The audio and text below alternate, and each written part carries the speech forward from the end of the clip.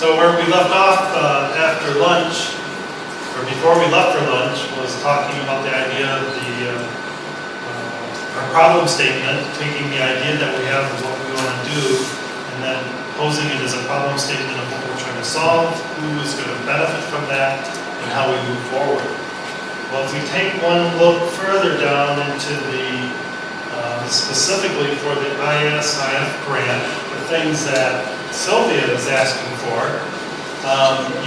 what is the project background and justification, the motivation, what kind of innovation is going to be in the project, what are the objectives, who are the beneficiaries, what is your methodology to do the project, what technologies are going to be used, what do you expect as an output, how are you going to monitor it, how is it going to be sustainable, and then the very last item, the budget. So my point of running down all of these is, once you come up with that idea, you see how it's going to,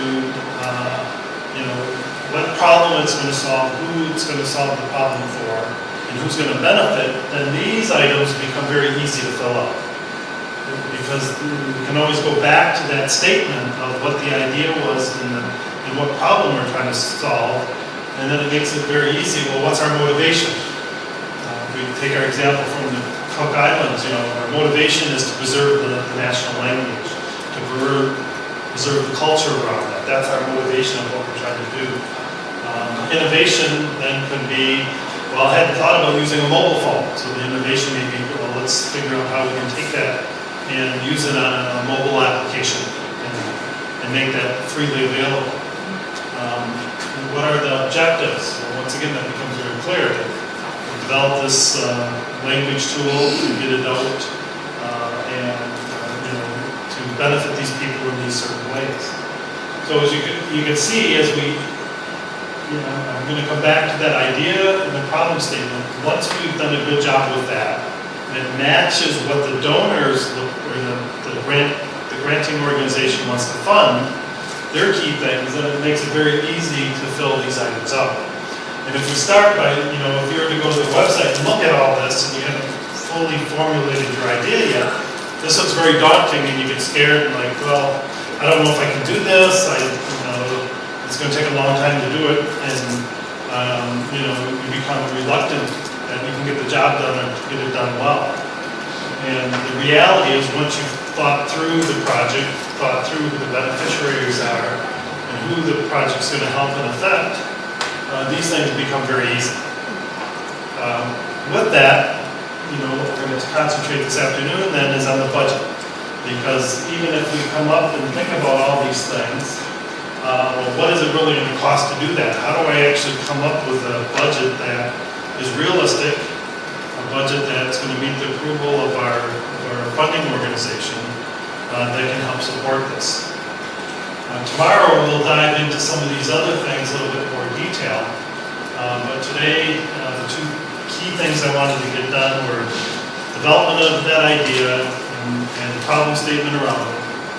And what do we really need to look at from a budget standpoint, and what are all the pieces in play there to come up with a realistic budget.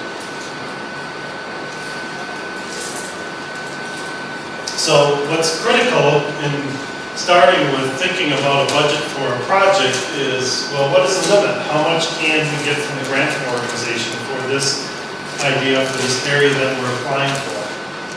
How do we refine the budget? Because every granting organization has a different things they will fund, things they won't fund, and how do we refine the budget to meet that? Is there any cost sharing or matching that can occur? Well, a lot of the organizations that I've worked with in receiving funds, they like to see someone else's in the game.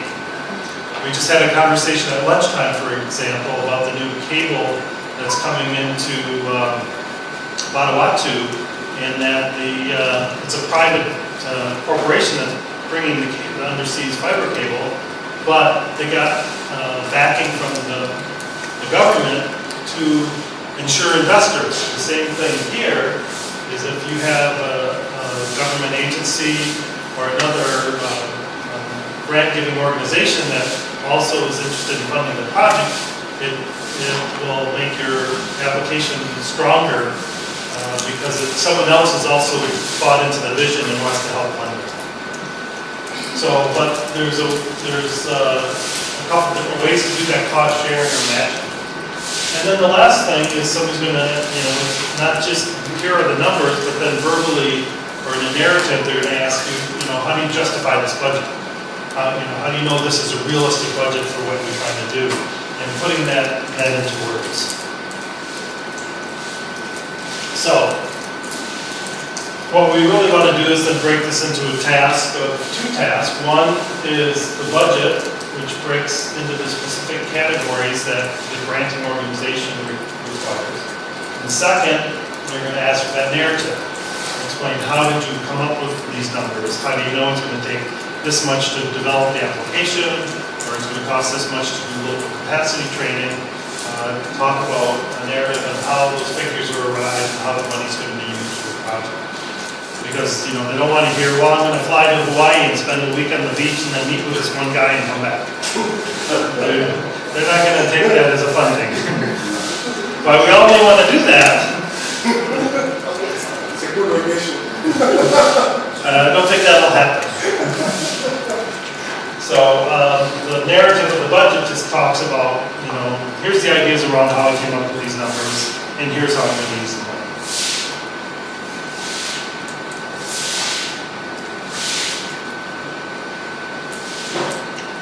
And then we have two types of different costs, and every funding agency handles these differently. And what we need to realize is there's direct costs and there's indirect costs. The direct costs are fairly obvious. It's, you can identify a specific thing for the project, and that's what it's going to cost. For example, let's say we decided we're going to, expand the number of mobile phones in a rural community for women's health.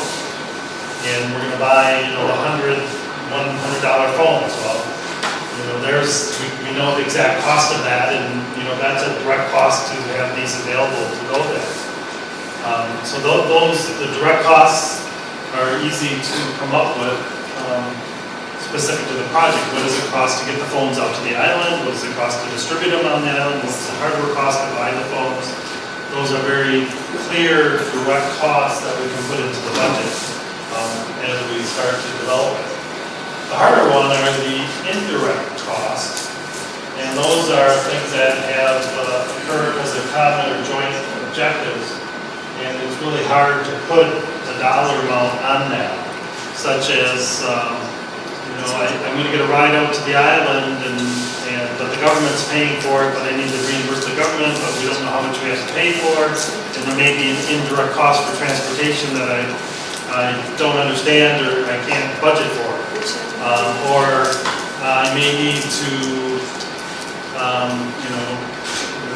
when I'm donating my time, my employer says, well, you've got to pay for your portion of the health care, even though you're volunteering your time on this. And so that's an indirect cost that you may not realize, but may end up hitting on the budget of the project. So the indirect ones are the harder ones to deal with. On some larger projects, the funders say it's okay, you can proportion 20% of your salary towards this project, and we'll help fund that to make sure the project's done right. Where other projects, they say we don't pay any direct salaries, we don't pay any of those indirect costs, either you're 100% on the project or you're not. So this really gets back to reading the rules and the regulations of the funding organization and how they look at direct costs and how they look at these indirect costs. So once again, I'll ask Sylvia on her view on this. The most common mistake that we identify when people submit budgets to us is that they use or try to use or adjust the budgets or the platforms they normally use to manage their own accounts. So it's this accounting sheet or spreadsheet with the fields that they are normally, they know how to use and how to relate to those. And one of the challenges on any grant application is to actually understand what was mentioned about the budget narrative and what indirect cost mean for a specific donor, or what capital means for a specific application process, what they see as evaluation expenses of travel or training. It might be a lot of different meanings that are not that obvious. For example, in our case, when you are asking for funds to support the evaluation part of your project, we have 5 lines of funding, and you can put in that evaluation line everything you're going to use in that evaluation portion of your project. If you're going to travel from evaluation, you put the travel cost into evaluation, not into travel. You know what I mean? So that's where all these confusions about how to put together the budget start. And so thinking about preparing a budget that's going to be used to assess your proposal for acceptance. It's not the budget that you're going to use for your accounting.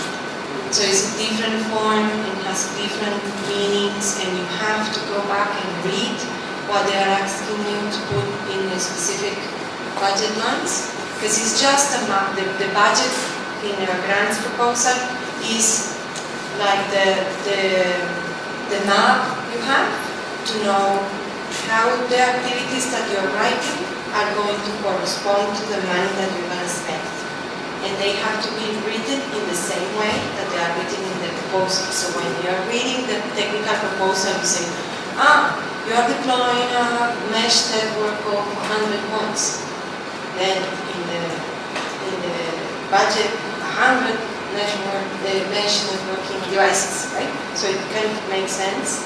Or you say 50 and the other 50 are donated, but you know that all the numbers add up to what you're asking in the proposal. So it's not an accounting mechanism. For accounting, we use other tools. This is same as the proposal, is to organize your ideas, but then with the dollar sign next to it. The other item that we're going to run into, if you're only applying for ISIF grant, then we don't need to worry about this, but if you're bringing in other funding, then we need to look at cost sharing or matching, and which of these you're going to be using for your grant. And what that is of course, funders like to see that other institutions are putting money into a project. And so if I look at, for example, Luis and her project here in Vanuatu, they've got some initial funding to do their remote connectivity and computers on some of the outer islands. So she may say, well, guess what? We're going to put a proposal, a grant together, request that's for $30,000 for this particular tablet project, but we're going to ask, the government's going to match half of it, and the other half we're going to ask for from ISIF. And so then when we write the proposal, we look at it from that standpoint. We're writing what we're going to do for $30,000, but half of it's going to come from another organization. And that's what we were requesting from the other organization. In the case, for example, the project that I'm currently involved in Chuuk, we ended up with 6 different funding agencies, and at times it gets difficult to divide between which money is being spent on which part of the project. Because some of the funders did matching, some said, no, we want our money only spent on certain parts of this project, like evaluation and monitoring. So that part can make it tricky, but we just have to keep in mind there's the 2 different types. One is it's a matching, which means one organization is putting in a certain amount and another one matches it, or it's cost sharing, that they'll put in money up to a certain point and share the cost of that project.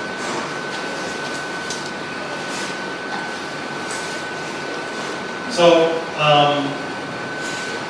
what we want to keep in mind as we go through this, what I call refining the budget, is to look at it objectively. And the words from Sylvia are quite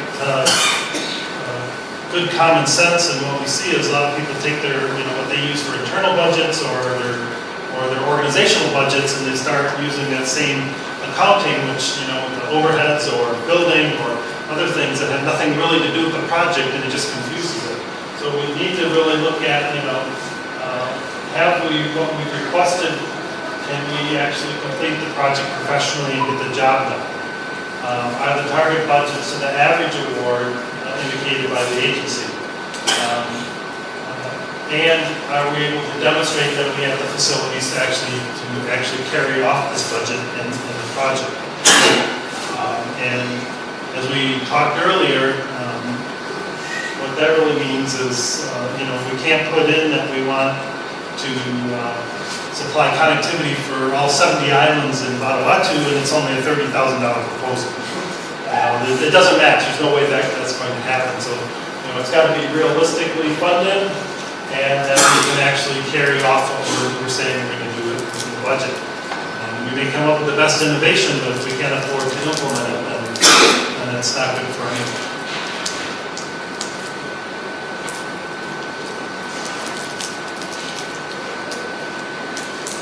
So some of the key categories that we want to look at within any of these budgets are if we have equipment costs, personnel salaries, professional services that the project may need, if we have to do any research to implement the project, if there's any travel involved, both local or international, what kind of training is going to be needed, or any kind of support services that may have to go into that project.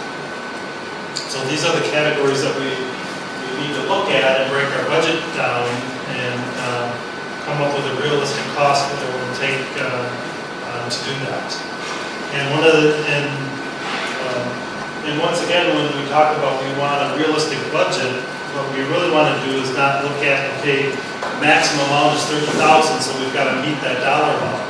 It shouldn't really, you shouldn't look at it that way. We should really start with a clean sheet of paper and say, okay, to do this project professionally, get it done properly, here's the steps it's going to take, here's the funding that's going to take to do that. Now, how does that match with what our granting organization we're going to apply to and their funding rules? Because if it's double what they're going to do, then we either have to cut our budget back or find another supporting agency to fund the rest of it. So it may determine which direction we take with our whole grant and our grant process.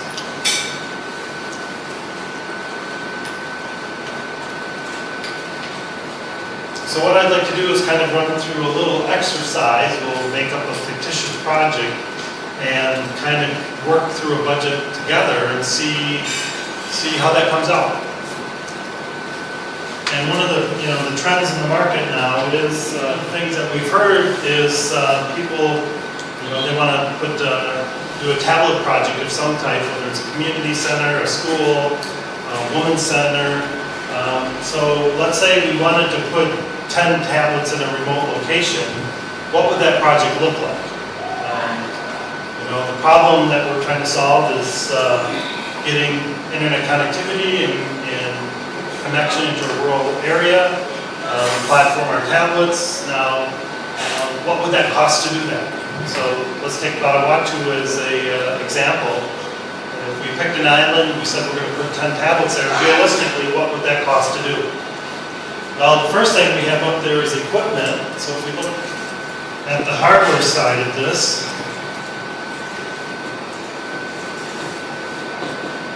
we have the tablets themselves. And let's just estimate. In our proposal that we wrote that we wanted to place 10 tablets out there, so our quantity is 10.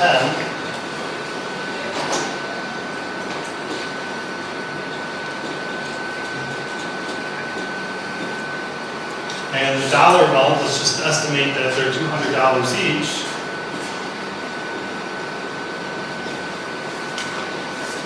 So we have a total hardware cost of $2,000. Well, what are we missing? Well, what are the tablets going to connect to? Well, we have to put some kind of Wi-Fi device there. We probably need one of those. A dollar amount. What other hardware would we need?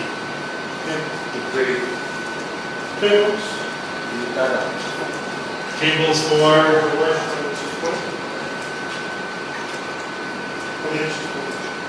what? Well, let's make this simple and let's just say it was a 3G access point. So it's getting its connection across the 3G network and we're distributing with Wi-Fi for our signal. Only one location is Vanuatu. What? Any one location. Just one. Yeah, so okay, that, even if it's a long way away, the Wi-Fi 3G would still do it. Yes. Well,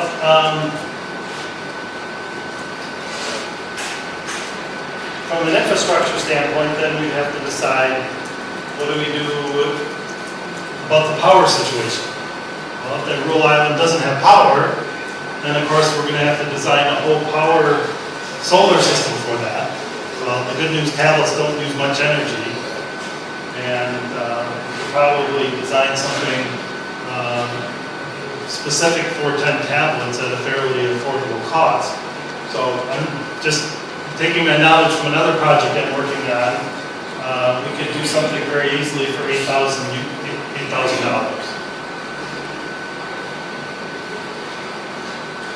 So, well, we've got the equipment out there, we've got a way to power it. What else? What are we missing? If we look at our list here. Well, one of the things is transport.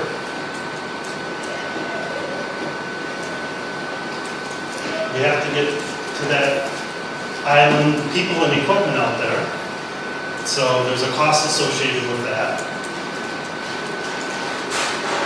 If I look at what the project I was just working on in Chuck, to run a boat for a day and get people back and forth to a remote island was about $120 US. I'm just guessing it's the same here from that standpoint. Well, what we're really missing here now from a granting association standpoint is, okay, it's great, you've defined your hardware, you've got your power taken care of, you've got, you can transport the people and equipment there. Well, how do these people know how to use this? How are you going to train them on these tablets? Who's going to do the training? And so,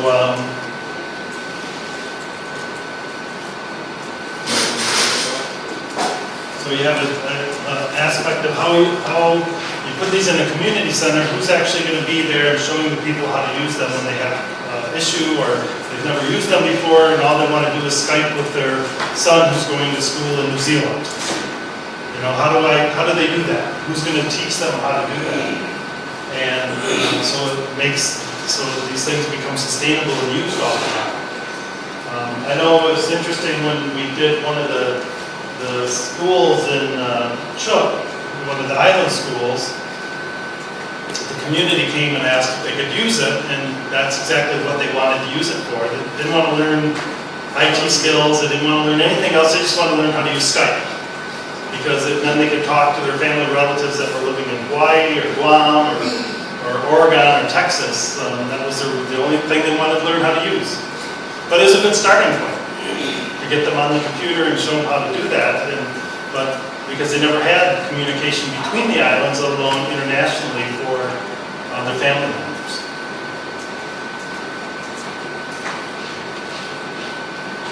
So what it would take to train someone locally and have them available to show people how to use that equipment, I'm not sure what that would cost locally here.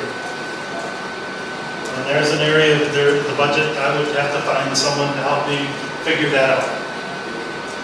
The other one is how am I going to support that remotely?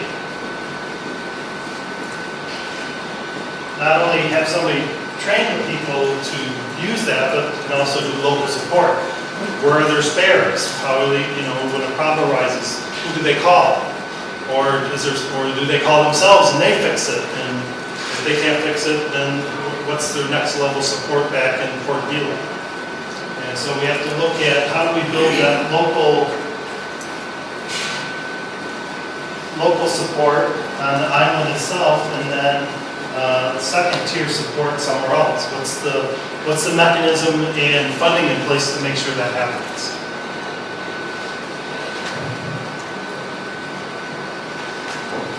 So a lot of people get to this point in the budget and they say, well, that's great, but one big piece that people miss and funding agencies want to know is, well, what was the success of this? What happened after the first training? What happened after 3 months, 6 months? How much of it is being used? How much bandwidth are they using? Have they expanded past Skype and using something else? And that is the whole reporting. And a lot of people underestimate the reporting of the project, which may mean sending someone out in a boat again and actually spending a day and talking to people and see what they're using it for. Or going out and finding, well, they like Skype, but the thing they're interested now is how do they find out medical information? And can someone show them that and have that come back in the report saying, yes, here's how many people are using it, here's how much bandwidth they're using, here's how many Skype calls a week are happening, but we've uncovered this new thing, they'd like more health information in their own language. We didn't anticipate that, but that's a good thing. So the reporting and evaluation is critical, and in my personal experience, it's underfunded as far as what people are putting in their project report, in their funding requests. And these are the things that the funding agencies want to know. How successful was the money that we provided? Did it really achieve what we wanted? Or if it didn't achieve it at all, did we get results that weren't expected? Or did a typhoon come through and blow everything away and it's all gone? I mean, they want to know that too, that national disaster happened rather than hearing nothing at all. So maybe Sylvia, you can comment on the importance of funding for reporting back on what's going on with the project. Sorry, can you say that? Making sure there's funding for proper reporting of what's happened with the project. One of the most important aspects of the project implementation in these kinds of initiatives is to actually be able to share the knowledge. And if you go back to the ISIF.Asia website and see our licensing scheme and reporting templates, you will find out that we are trying to release the documentation of the projects on using Creative Commons. That doesn't mean that if you develop a software, for example, the software has to be free and you can actually charge for it or develop a business around it. That's not a problem. But what we need is all the learning behind what you did to develop that software to be readily available. So it's basically to account for hours of project leaders' team's time to devote to the documenting part of the process. And that more or less is about for every 5 days of work that you actually invest in a project activity, you need at least half a day of writing back. If you don't match those numbers, by the time you have to submit a report, you will not have any records to base your report upon. So what we are suggesting is keep small notes every time you do things, like a diary, a notebook, where you just write down what happened one day, what was done, what was the problem, what was achieved. Something simple that you can actually track down in your memory. To juggle your memory by the time you actually have to sit down and write a report, you will not ignore the facts and you will have a chronological tool to help you out to put together the reports. What we see a lot of the time is that people are really busy doing stuff and they don't write about what they do. So sometimes the challenge of having a blog or some other alternative, posting on Facebook, something like that, that you can actually create a timeline of what's happening. It helps you later on to build the Very open to looking at different ways to help you with that reporting aspect. And as I said, from what I've seen, that part gets overlooked, and then grantees are either they're not getting the proposal because they've overlooked that, in their budget and how that's going to get done, or they have underestimated it and it's rejected for that because they haven't really thought through. But on the other hand, if you look at the technologies that are available for doing that and the methods for doing it that we have at our disposal, it makes it very easy. Question? Yes. It seemed you were suggesting earlier that add-ons could be taken up with the project, like if added health knowledge could be obtained in the reporting at the start that people were using the service for acquiring more health knowledge or something, and this meant an extra cost involved. This could be added into the project. At what stage do we stop adding things in? Because surely there'd be other benefits being discovered for all sorts of projects that start out being like this and then start into something else useful to be added in if we need a bit more money, and it's got to be an end somewhere, I suppose. Well, in that example, if that was what was uncovered when they did the pilot, they're just reporting back that this was something that they found. Now, when they would do the next one, they may want to build that in. So the part of the reporting is to report what they found. You know, in the case of if we're going to put tablets out there, people can do primary use for communications off the remote islands, and Skype is the number one. You know, it would be nice to know how many Skype calls are actually taking place every week. But if they find out, well, people now want to look up health information as an added benefit that wasn't envisioned, well, that needs to be reported because that may be a benefit for justification when it's done on the next island. To add a comment, with one of the projects that we supported a couple of years back in Timor-Leste,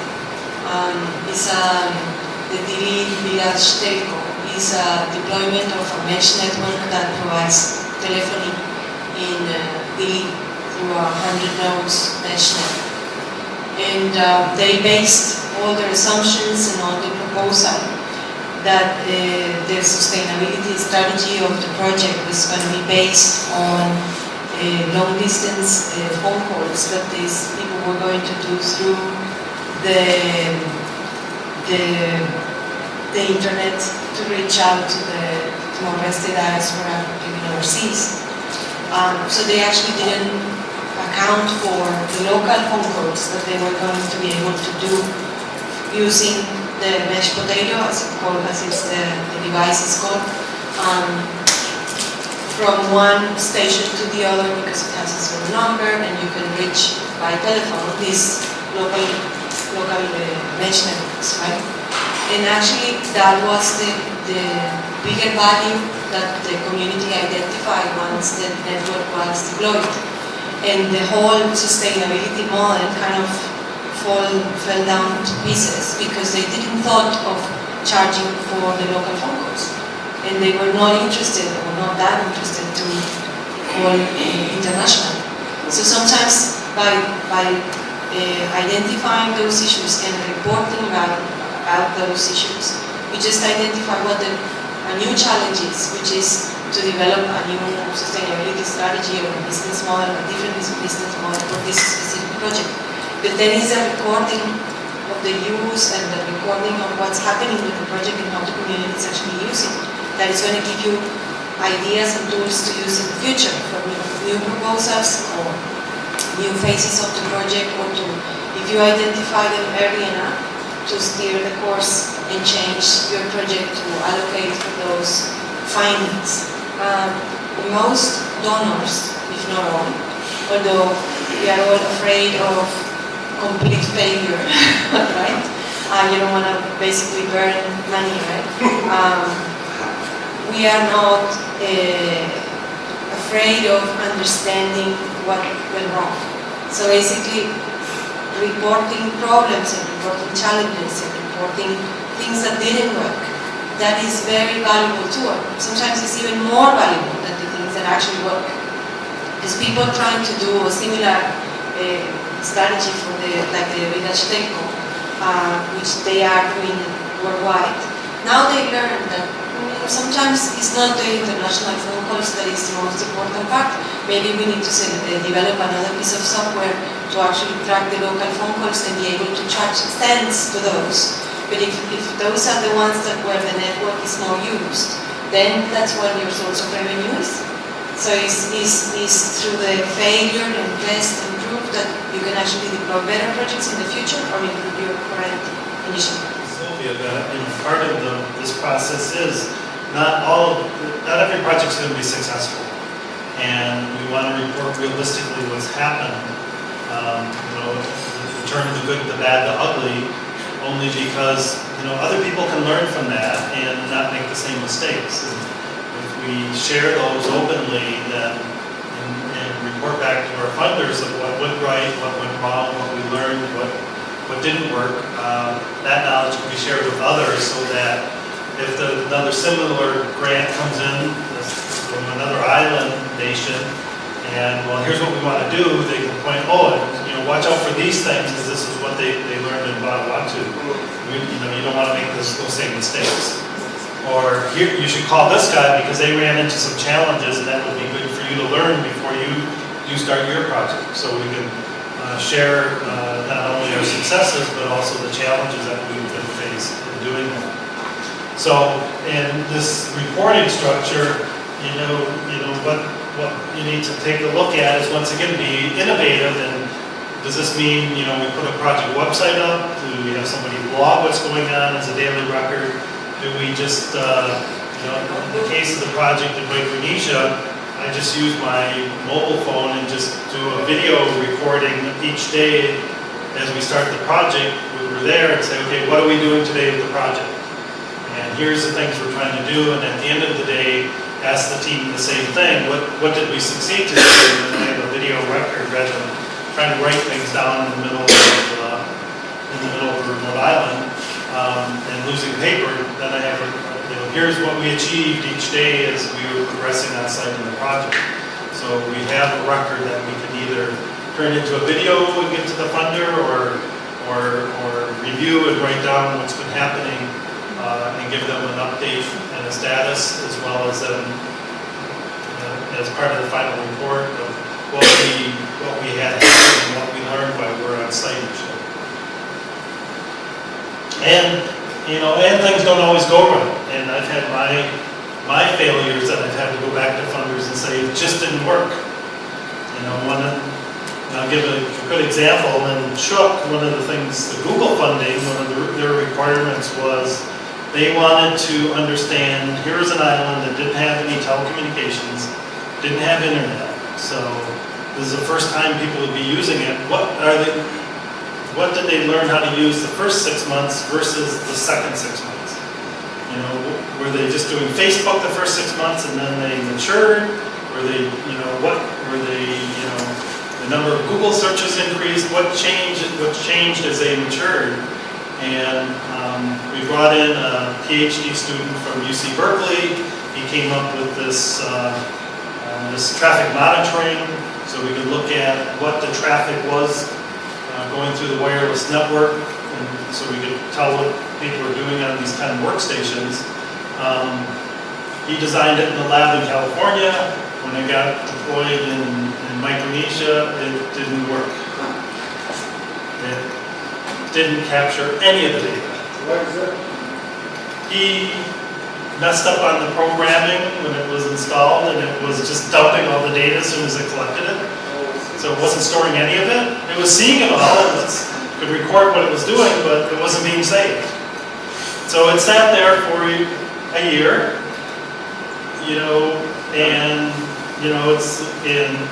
we said, well, can't we access it remotely and find out what's it doing? Well, no, we'll go there and get the hard drive out of it, and we'll tell what it's done, and we got nothing. And we had to go back to Google and say, we spent $40,000 of your money, 10,000 was, supposed to be for this bandwidth monitoring and tracking, but it didn't work. Something went wrong. And so their question back, well, tell us what went wrong and how you would avoid that, what went wrong in the future. So they were pretty good about it. They weren't upset. They just, well, be honest, tell us what went wrong. And of course, you know, this PhD student at Berkeley, he had egg on his face because he was in charge of that piece. And, but, you know, it's one of those things that what's designed in the lab doesn't always work in the field. And what worked perfectly in Berkeley with high bandwidth and everything else, you take it in another environment, you never know what's going to happen. And, you know, that failed. And, you know, it's tough to report back to the funder why, you know, here you thought you're going to get a year's worth of data and it's not there. I have sent you the solution.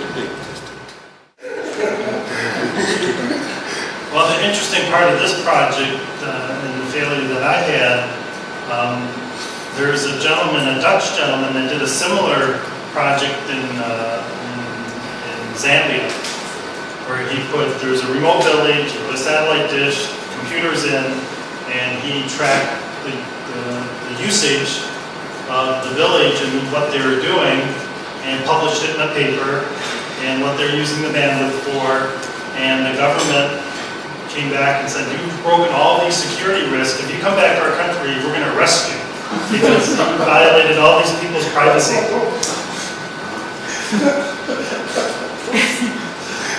And his funders have come back and said, okay, the project is ended. There's like $50,000 worth of equipment sitting there.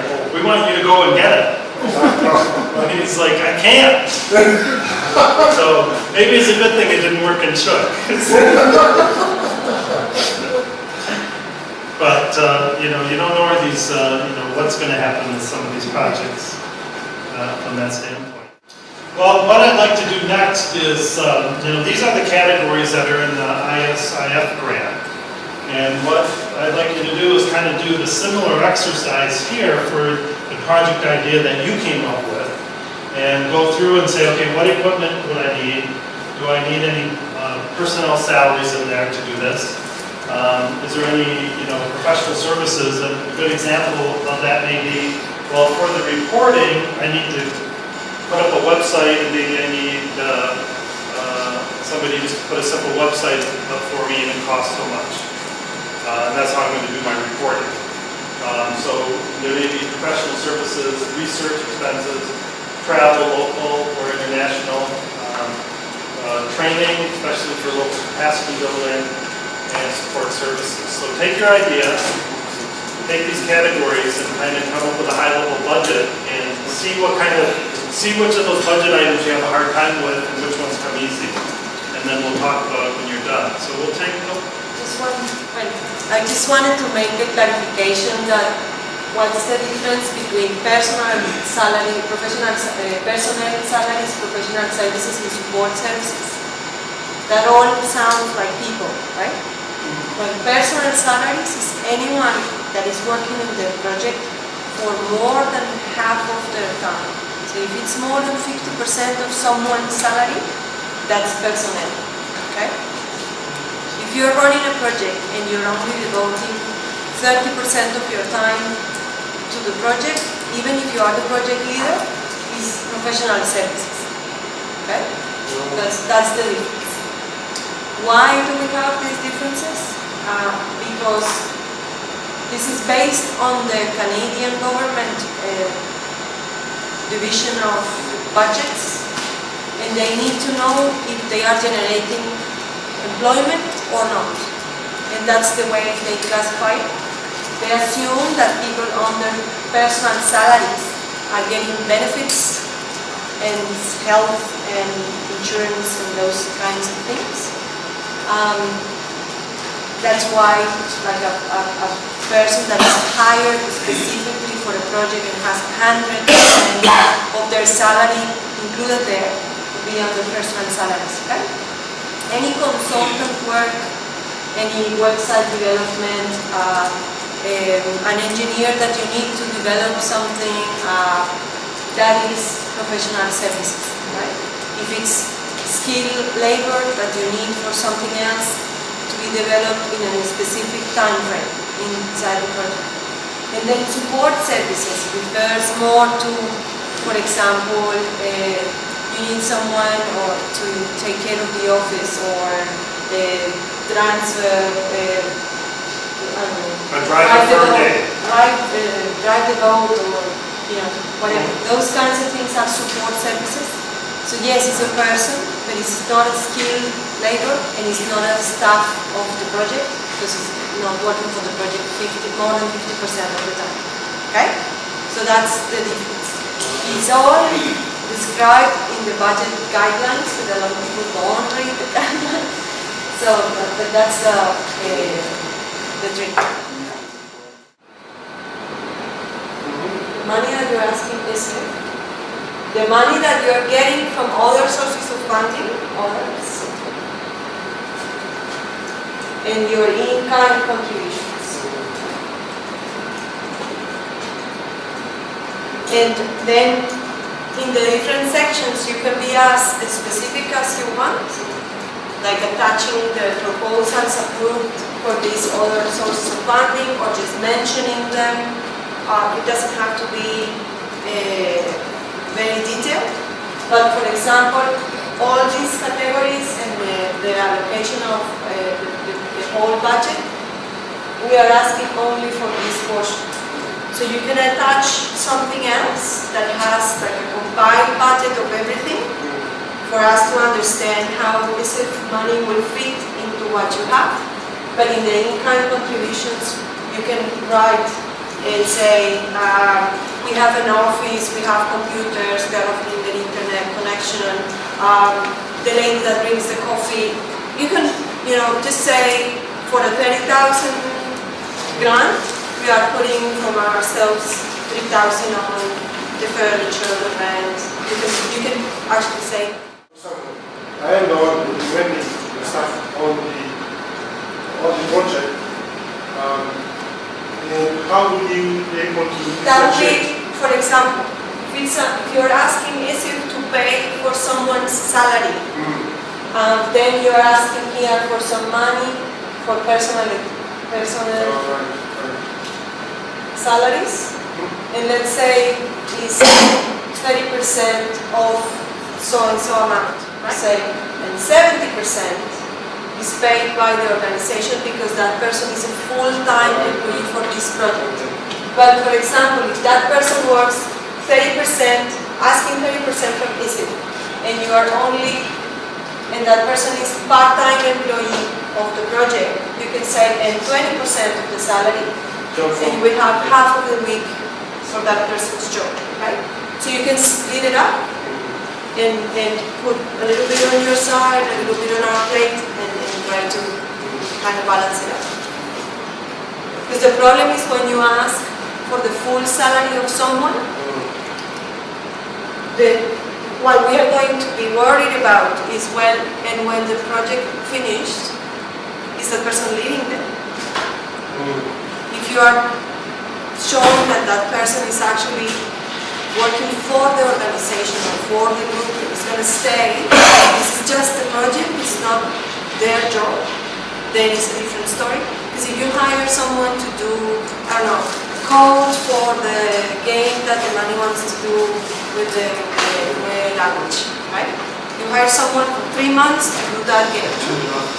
That's a professional service. It's just 3 months, and they know that they have worked for 3 months and they move to something else, right?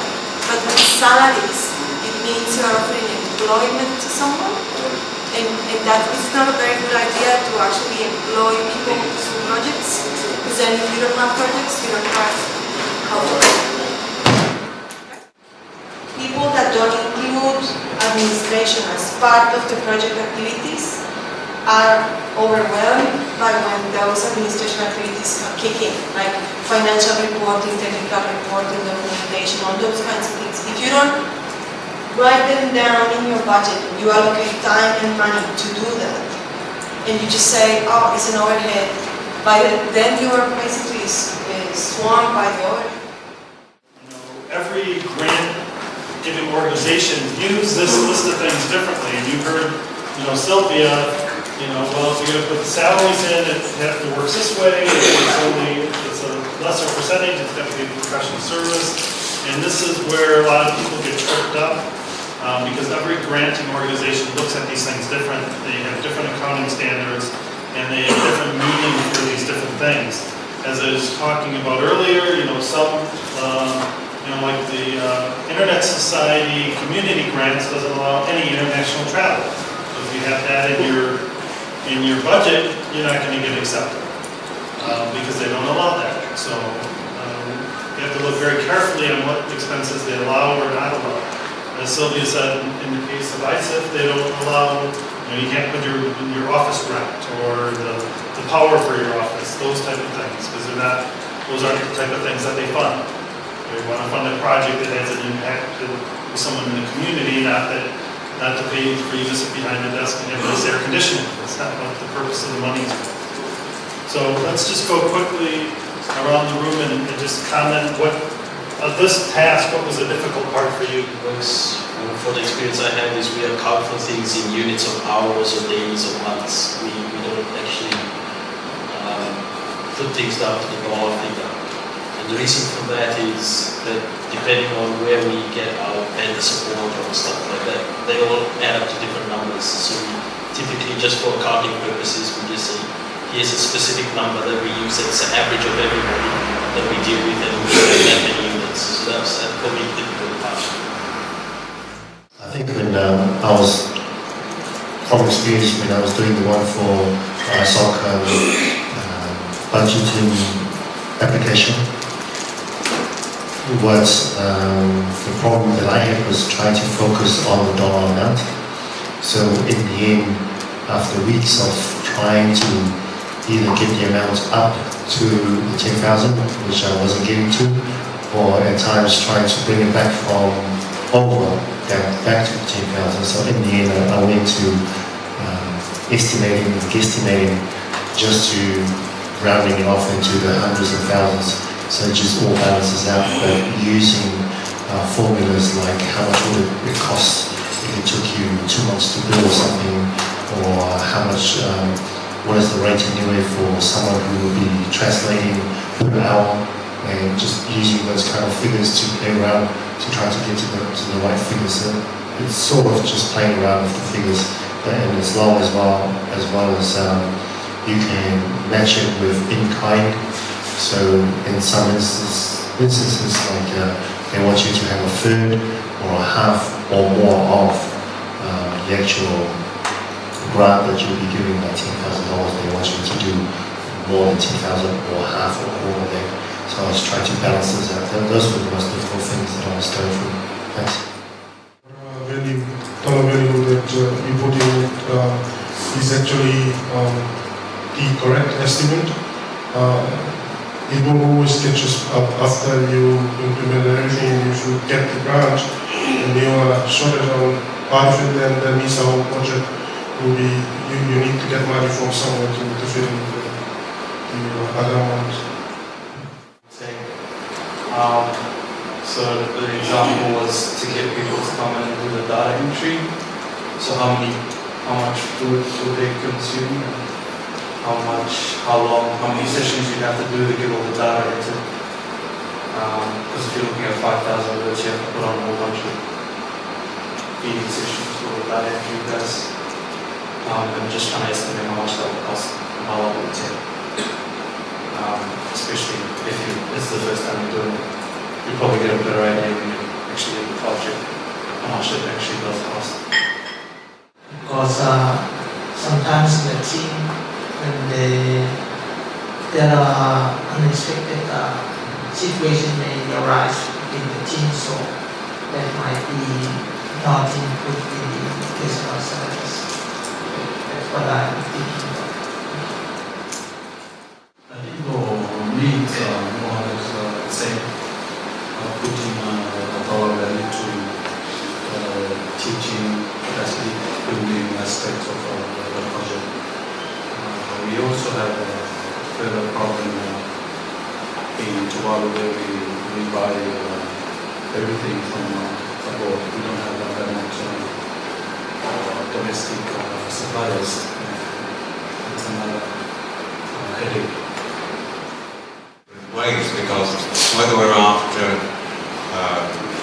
professional services of an IT kind, or whether they are of a journalism kind, we're probably going to be using people who are in their own business and going to give us so much of their time, we can estimate what it might be going to cost. But for example, I'd be using freelance journalists, and according to the amount of money I might be able to get, rather than I put down an amount that I think should guarantee what I would want from them. But if I were to be told, well, if you've done that a bit, you can have an amount, I'd probably say yes to that, because I want all the help I can get from whoever. I should imagine it's the same thing with technical supply. You can get so much that you want. You could get a better level if you paid some more, but you'll put up with what ISIF or whoever might be able to fund for you. So it's hard to be definite about anything. Our statement, statement is through what we call in our statement in the first instance, our problem statement. Yes, well, I mean, we can have fewer or more problems. We've just got to be able to pay for what we intend to fix. Cost of, especially equipment. But I guess, we have to be just realistic about how expensive this IT equipment can be, especially here. So that will demand a lot of searching around, looking for the most suitable IT tool that can best work in the rural areas. Also, I think one of the main issues here is to be able to ensure sustainability of the project. That even if ISIF funding finishes, that the project will still sustain itself. And that is to find ways, most appropriate ways to engage the community at large to contribute to sustainability of the project, maybe fundraising, or use the existing equipment to raise enough money to sustain it, and also for maintenance and repair as well. Thank you. The activities. So, sometimes some of the things when we budget, sometimes we budget more on provisional salaries, and then do a little on activities. Sometimes it's very difficult. Sometimes you do budgeting for locations. Sometimes the fares, the prices changes, they varies. So sometimes we have this to both the direct and indirect costs. That's why this coming and talking to budget is very important. So that's what I see from the budget point of view, usually preparing budget. Budget will be one of the key areas for the project. I mean, if you don't engage on calculations right, then it's going to have an impact on your budget, without budget focus. So I see that as one of the key areas that you have to spend more time in your budget to make sure you get your calculations right, get your budget right to have your project in a better terms of control. I think it's clear that we all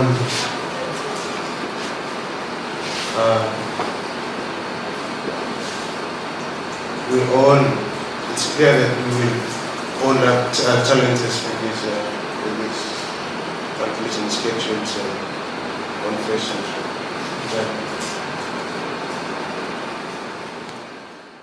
I think you are all right on the challenges that putting the dollar amount next to date is, or next to what the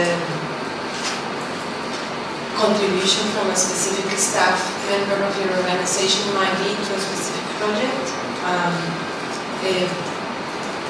But I guess this is just a tool that is, again, not the accounting side of things. So it's a tool used to assess the proposal. It's not the final financial report on how you spend the money, right?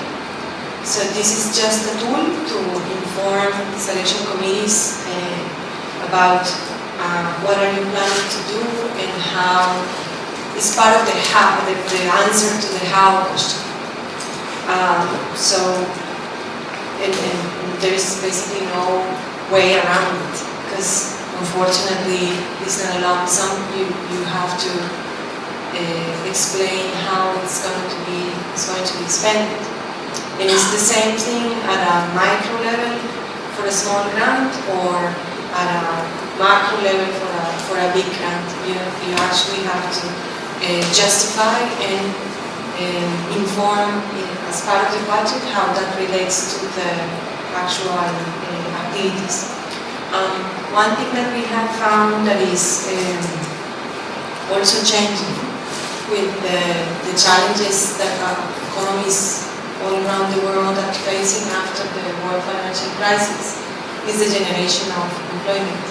So although aid agencies were a bit of averse to pay for salaries for people, and that was kind of assumed as part of the indirect cost or the administration costs of an organization. The opportunity to generate jobs and retain staff through projects this is sort of a way of doing that. Some organizations choose to request the money for the things they can't afford otherwise. So we have received, for example, proposals where they are asking for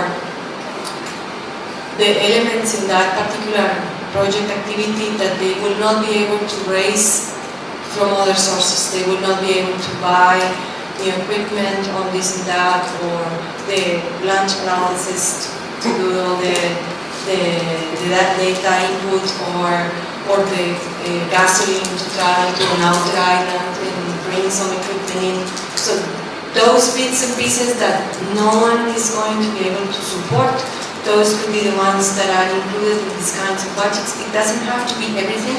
If you have a contract with someone for a year, for example, and they have that salary secured and it's in your books and it's there, and you can say that that's part of your income contribution, so you don't have to worry about salaries and that kind of thing. Same with equipment. You don't actually have to buy equipment if you already have it. But it's just like a framework to allow you to put together a tool for the selection committee to assess your proposal. Once proposals are selected and approved and contracts are signed, then a budget is put together, and based on that, the financial report is prepared. And even when you have received money, you can always ask, look, this line of funding changed and now I need to invest in this one because the prices changed here, or the currency exchange is favoring us in this and that way. Can we do something else? That happened probably 2 years ago when the Australian currency almost doubled, and it helped a lot of the projects that we were working with, because they were able to receive basically double the local money that they were initially expecting. So a lot of the proposals did much more than they were originally planning. So just for consideration, this is not an accounting mechanism, it's just a framework to understand what you do. What if the project that you are involved with requires to travel or actually implement specific technology or whatever is that you want it to be implemented? And Germany needs to be part of the project. So what do you think about that? In order to do the implementation of your project, you have to go somewhere. Exactly. That's a research expense that goes into travel. You're not traveling for the sake of I travel. actually put that in my previous proposal, but I thought it was denied because of that. No, that wasn't the reason. Okay. The reason for that was what we explained a couple of nights ago.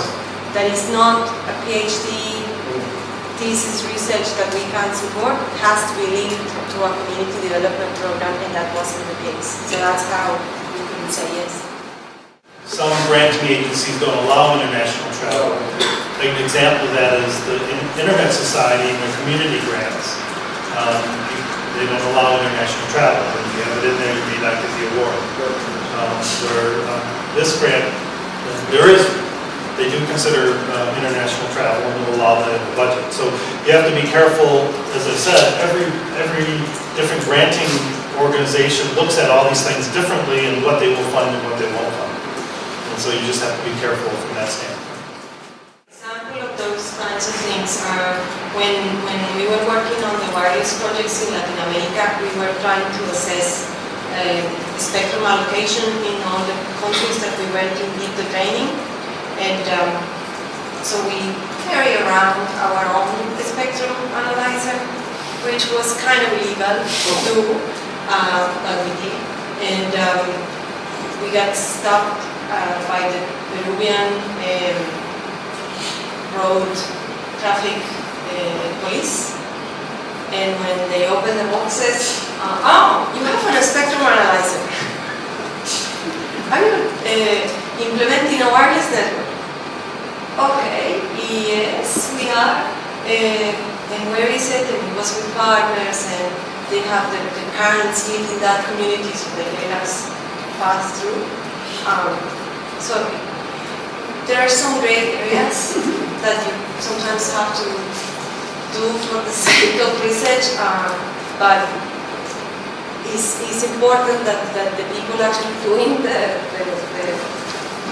jumping of the hurdles know what the risk is involved. Not sending someone to India, go pick that up and then coming back in pain or who knows. So it's about making sure you do your due diligence on what's going on with the purchasing or carrying your equipment or things like that. Just to make sure that people are on the safe side. Question in my mind, what if it's culturally acceptable to provide money so something happens smoother? But you can't, I mean, that's not a budget item that you would allow. Support services. Well, and I'll give my personal example, and it was in Senegal. I was importing 100 laptops, and they were stopped at customs, and the guy wanted $6,000 to release them. And I said, no, these were donated, they're for school children. Why should you get money in your pocket? And where's your boss? And I went to the next level. And 5 days later, I finally got to the head guy at the customs at the airport, and he goes, these are for kids, right? He says, yes. He goes, here, I signed it off, it's no problem. And I said, but it took 5 days to get here. And he goes, you did the right thing. Here's my business card. If you ever have a problem coming into Senegal, just wave this and you'll get in. And then the next time I came in, I had all the wireless equipment. They stopped me, the guy wanted money, and I took out, well, I'm going to call my friend. Oh. No. And because, in my project, I didn't have funding to pay for that kind of bribe, basically.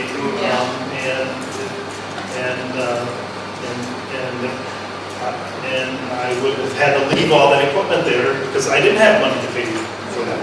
So it's something very delicate to manage,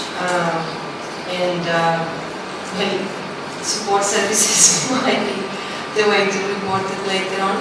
But it's something that is just not advisable. It's not the right way to go through stuff because it's like feeding the monster. You keep feeding the monster and then the monster never stops. And by the time you actually need some support, you don't get it. So even if sometimes it's that support that you need to put in place at the beginning of the project to just go and talk with the customs agency, send a letter to the customs agency saying we are going to do this and we need your support to do that.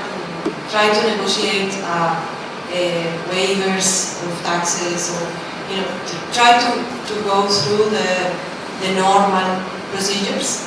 And in some cases we have contacts specifically through the Network Startup Research Center in the University of Oregon in the States. They normally ship equipment from Oregon to different places to set up campus networks for universities and support government departments and things like that, and books and you name it.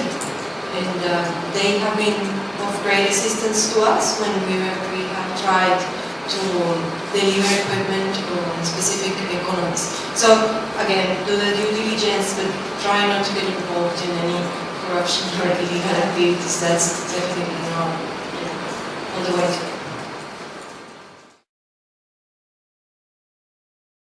If we have that great idea and we can take that great idea and frame it on how we're going to help and that it has a social cause, and we can articulate that, well, getting equipment or other issues we run in with government officials, it makes it easier because we can sell the story that this is to help our own population, it's to help the local citizens, you know, what you're doing isn't fair to the people.